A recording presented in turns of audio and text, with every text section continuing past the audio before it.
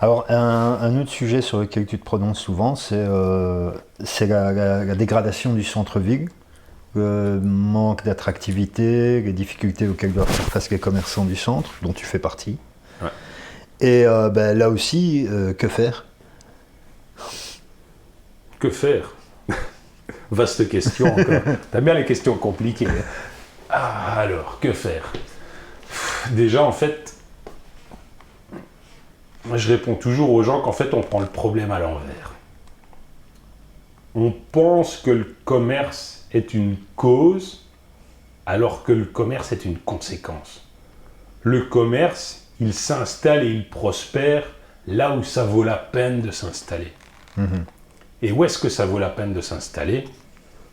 C'est là où il y a du pouvoir d'achat. Donc, encore une fois, t'as beau faire tout ce que tu veux, à la Louvière, tant que sociologiquement la ville reste pauvre, et où, en moyenne, évidemment, il y a toujours des gens encore plus pauvres, mais des gens encore plus riches, mais en moyenne, le pouvoir d'achat à la Louvière est très faible, vraiment très faible. Ouais. Donc tu ne peux pas avoir un pouvoir d'achat très faible et un centre-ville et une activité commerciale prospère, c'est impossible. Ou alors, tu dois être une zone touristique, et là tu ne dépends pas de ton pouvoir d'achat local, tu dépends du pouvoir d'achat extérieur. Mais sincèrement, le centre-ville de la Louvière, de là en faire une zone touristique, tu sais, on a beau se gargariser de nos quelques musées, où pas grand monde ne va, très honnêtement. Pas qu'ils soient pas intéressants, mais parce que c'est pas des musées de masse. C'est pas ça qui va attirer 100 000 visiteurs par an. Faut être objectif. Donc, comme on n'est pas touristique, comme on n'attire pas les gens de l'extérieur, on dépend de nos habitants. Et nos habitants, en moyenne, sont pauvres. Donc, une fois que tu as réalisé ça, tu as compris que pour sauver le centre-ville de la Louvière, la seule solution, c'est de rééquilibrer la sociologie de la Louvière. Et quoi, Entre autres, en jouant sur l'aménagement du territoire, Ouais. sur le logement social et sur le développement économique. Mais c'est toutes des politiques vraiment de long terme. Celui qui te dit à la prochaine campagne que dans 2 ans, on va relancer le centre-ville, ne vote pas pour lui, il te raconte n'importe quoi. Et quoi, il faut gentrifier, alors il faut Mais non, attirer mais plus de... ça, c'est une réponse que j'ai parfois, par exemple, de Stéphane Mancy. Ah, gentrifier. Mais non, mais sincèrement, entre carmondiser et gentrifier, j'ai quand même tendance à penser qu'il y a un juste milieu, une certaine mixité sociale, parce que gentrifier, c'est plus Saint-Gilles, tu vois. On n'en est pas là, Ouais. loin. Bah, déjà, moi, je veux dire, pareil, tu dis les commerces, ils vont s'installer dans un endroit qui est prospère. On peut pousser le raisonnement plus loin. Les gens qui ont des moyens, pourquoi est-ce qu'ils viendraient habiter à la Louvière? Ouais, c'est une question à se poser. Après, Il faut qu'ils aient un intérêt. Je veux oui, dire, on n'attire pas les mouches avec du vinaigre. Mais c'est pour ça, par exemple, tu vois, il y avait cette discussion sur le parc Boel. Moi, je trouvais ça génial. Finalement, maintenant, le PS et Écolo ont changé d'avis. Ils vont plus en faire ce fameux centre équestre. Le parc Boel va être acheté par la ville et va devenir vraiment un parc public. Normalement, c'est ce qui est annoncé, c'est ce qui est promis. Bah, super. C'est malheureux que chaque fois, il faut en arriver à la contestation et à des pétitions et à des pages Facebook pour leur faire entendre raison. Mais bon, heureusement, cette fois-ci, ils ont changé d'avis. Bah, au Mais moins, par exemple, au moins, ça a servi à quelque chose. ça a servi à quelque chose. Ben, ça veut dire que, de nouveau, la politique, c'est ça. C'est un rapport de force. Tu as des idées, tu veux les imposer, donc tu cherches des moyens de les imposer à l'autre. Là, ça a marché. C'est loin d'être le cas toujours. Le PS change rarement d'avis, en fait. Mais donc, par exemple, le parc Boel, voilà, un exemple de quelque chose qui améliore le cadre de vie et qui peut, du coup, attirer peut-être des classes moyennes venues d'ailleurs qui se disent « Ah ouais, si j'habite dans le quartier autour du parc Boel, génial, j'ai un parc de plusieurs hectares, zone verte. » Et c'est comme ça qu'on attire les classes moyennes. En créant des zones agréables, tu améliores le cadre de vie des gens. Après, attirer les classes moyennes venues d'ailleurs, bon, c'est une chose. Et c'est vrai que j'entends toujours 2 camps au conseil communal. Il y a, de nouveau, je résume et je réduis ça au conflit gauche-droite. Mais en gros, tu as la gauche qui réfléchit à comment prendre soin des pauvres. Et tu as une opinion plus à droite, si on peut appeler ça de droite, parce que même des fois des gens du CDH les mettent, mais qui se disent, tiens, mais comment on pourrait faire pour attirer des classes moyennes à la Louvière?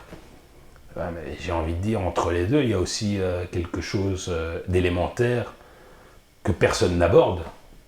C'est avec nos pauvres, comment les faire accéder à la classe moyenne. Ça, j'entends jamais des gens qui réfléchissent dans ce sens-là. Ouais. Et tu as des pistes? Bon, on en parlait tantôt. C'est le développement économique. Il n'y a pas de miracle.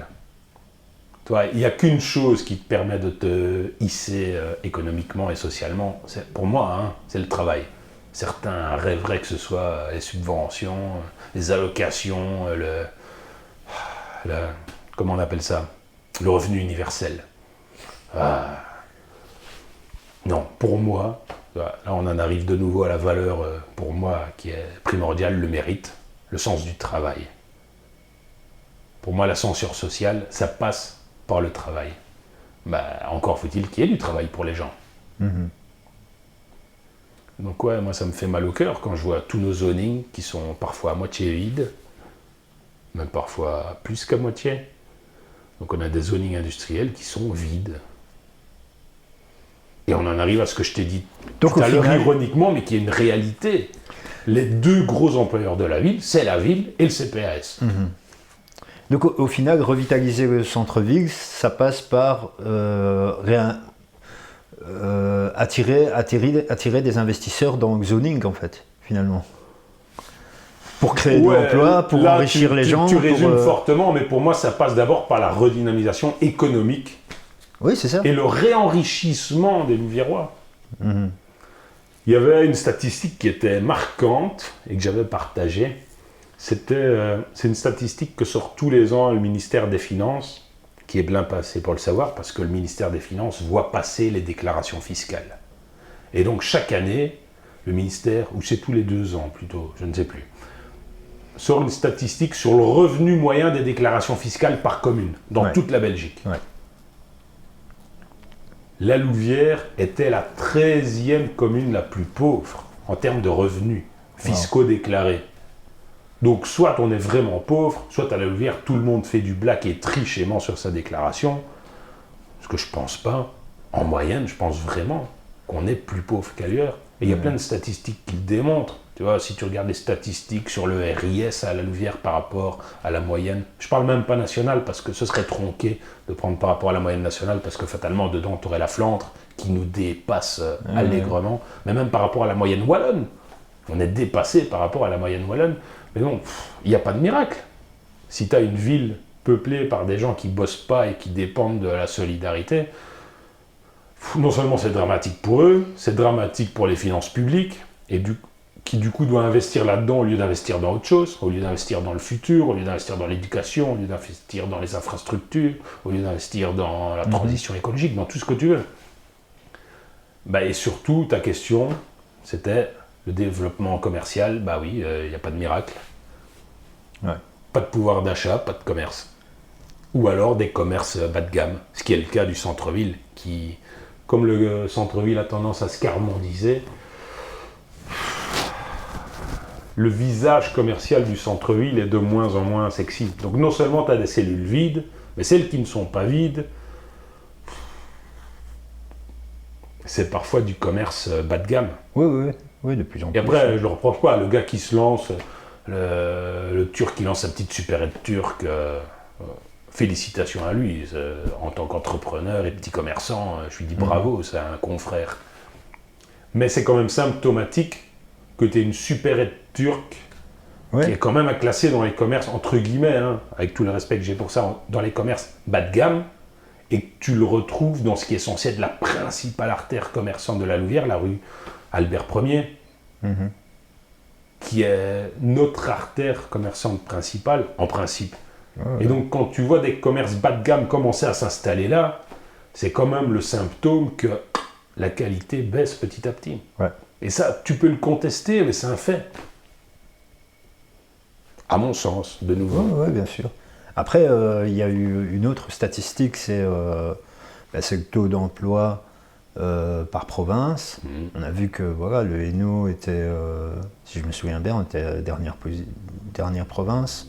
Ah oui, En on est termes largement je dernier. pense qu'il y a une trentaine de pourcents, quelque chose comme ça, de gens entre 25 et 65 ans qui ne travaillent pas. Ou même 40, je pense. Ouais, donc voilà, en fait, je pense Oui, que parce c'est qu'on là parle qu'il toujours est. du taux de chômage, mais en fait, c'est pas une statistique fiable. C'est parce que tu peux être au CPAS, tu vas plus figurer dans les statistiques du chômage. Mhm. Tu peux être en arrêt maladie de longue durée, tu vas plus figurer dans les statistiques du chômage, ça aussi. Les Ouais, maladies ouais. de longue durée coûtent plus cher à l'État que les chômeurs. On en est arrivé là. Après, c'est un débat plus vaste parce que ça englobe aussi tout ce qui est pénibilité du travail, etc. Mais in fine, tu arrives quand même à la situation que tu n'as plus beaucoup de gens qui travaillent, tout simplement. Mhm. Et non seulement tu n'as plus beaucoup de gens qui travaillent, mais en plus, dans ces gens qui travaillent, tu as toute une partie de gens qui travaillent dans le public. Donc c'est l'État lui-même qui finance ça. Et tu n'as plus assez de secteur privé pour financer le secteur public. Mhm. Ça devient intenable. Ouais. Donc